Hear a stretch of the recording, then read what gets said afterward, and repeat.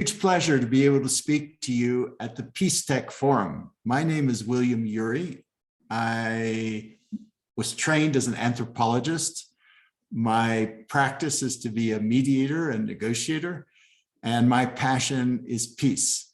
And today in the world right now, with the events in Ukraine, very tragic, we're faced with incredible challenges to peace. And what I'm here to tell you is that I believe that all of us really have a role to play. I've spent the last 45 years working in war zones and conflict areas around the world. And the one thing I can tell you is it's really hard work, and the impossible can become possible. Why? I've seen it with my own eyes. I worked in the 80s in the ending of the Cold War, which everyone thought was impossible. They thought the Berlin Wall was going to be there forever. The Berlin Wall came down. That relationship was transformed. I was in South Africa firsthand, and I watched as an impossible conflict between blacks and whites in that country got transformed in a few short years.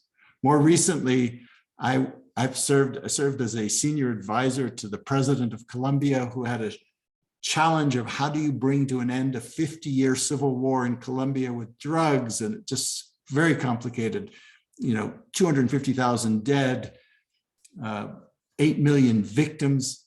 And yet over 5, 6, 7 years, that war was brought to an end. So I'm here to tell you that people often ask me after working in war zones around the world, are you a pessimist? Are you an optimist? And I like to say, actually, I'm a possibilist. I'm a possibilist. I believe it's possible because I've seen it with my own eyes. I believe human beings, it is possible to transform conflicts. We may not be able to resolve everything, but we can transform it. We can change the form from violence and war and suffering that we're seeing today in Ukraine to dialogue, to negotiation, to democracy. That's the key. How do we transform it? And for me, what I've learned is that the secret to peace is actually very simple. It's not at all easy. This is the hardest work that we humans can do, but it's simple. The secret to peace is us, those in the community around the conflict. Those of you in Finland right now, right on the borders of Russia, not too far from Ukraine. All of us have a role to play. We often see conflict as two sides, like Russia versus Ukraine. But actually, there's always a third side, which is the surrounding community. And the amazing thing that I've seen in all the tragic events of the last couple of weeks is there's a feeling of unity around the world, an opposition to the war, a no to the war, a yes to the possibility of peace. And that exists within Ukraine too, and within Russia. And so for me, the secret to peace is this third side. And all of us are third-siders who believe in the possibility of transforming conflict. And what you see in the third side is that right now, what's happening in Ukraine is the application of force. And force sometimes seems like it's very strong, the military force, and maybe unstoppable. But the truth is, force can be countered by power, genuine power, and that's the power of the third side. The voices of all the things that are going on in the world today to try to stop the war and transform it back into negotiation and dialogue. There are better ways to deal with this. I can tell you as a student of negotiation, that there are possibilities right now. There are possibilities. Things look very dark, but there are possible ways out of this situation. It's not an impossible situation. After all, Finland, you have the experience of having had a war and having figured out a way to balance, to be a bridge country. Ukraine also has that possibility in a different way, perhaps, but Ukraine can learn from Finland. So you have a lot to offer. And what the third side does, most of all, I would say, just to use a biological metaphor, it swarms the conflict. The third side surrounds the conflict, and it swarms it like a group of birds heading off a hawk that's trying to attack their nest. You come in numbers, and that's what I think you can do at Peacetech. Whatever you can do is to help swarm the conflict.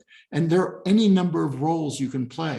You can help the people who are suffering in Ukraine, the refugees and the people who are suffering. You can help the people in Russia who are suffering. You can pass ideas for the ideas of negotiation, the ideas that it doesn't have to be a win-lose contest, that there are ways in which Ukraine can benefit, Russia can benefit, the whole world can benefit. There are ways for inclusive security, so you can inject ideas, but also there's just the idea of negotiation in which all sides can benefit, because the truth is, no one is going to win this war. Someone might win a battle here and there, but the war will be lost by everyone. The alternative is a new architecture, security architecture for all of Europe that includes Ukraine and Russia, in which all sides can, in the long term, benefit, where there can be security for all, common security. And then you can also build bridges. To me, maybe the most important thing you can do is you can build bridges to the people in Ukraine, build bridges to people in Russia, those who are your peers, who might also be Peacetech, to build that movement, to basically create a force, a power that is so strong that it creates, the third side creates a kind of a container within which even the most difficult conflicts can be transformed. There's an old African proverb that goes, when spider webs unite, they can halt even a lion. And so each of your organizations can create spider webs, can do a little bit of thing, holding this conflict, trying to contain it, trying to prevent it, trying to transform it. Each one of you can do that, and you can halt the line of war. I believe we can do this, so I wish you well. I wish all of us much success in trying to stop this war and save the world. Thank you.